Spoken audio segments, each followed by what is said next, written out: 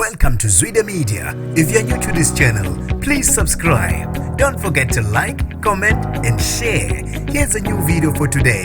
Enjoy.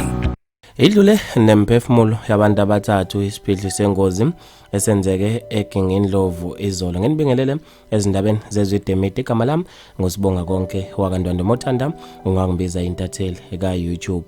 Sidlule nemphefumulo yabantu abathathu isiphihle sengozi lapho okutholana khona imoto ezimbili ezincane eGingindlovu.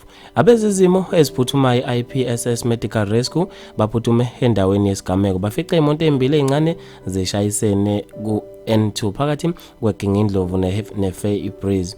Kubikwa ukuthi bafica abantu abathathu belimale kanzima bevele sebeshonile kwathi abayisikhombisa balimala kanzima.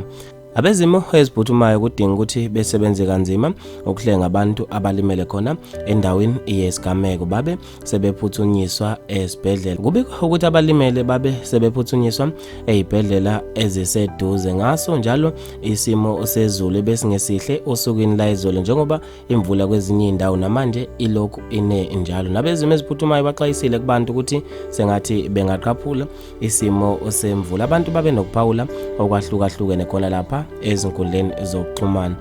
uFacebook uZandi kaMagumede uthe awu yasithathela abathandiweyo bethu lengozikazi soneni Nkosi yami wabe sefaka emoji akhalayo.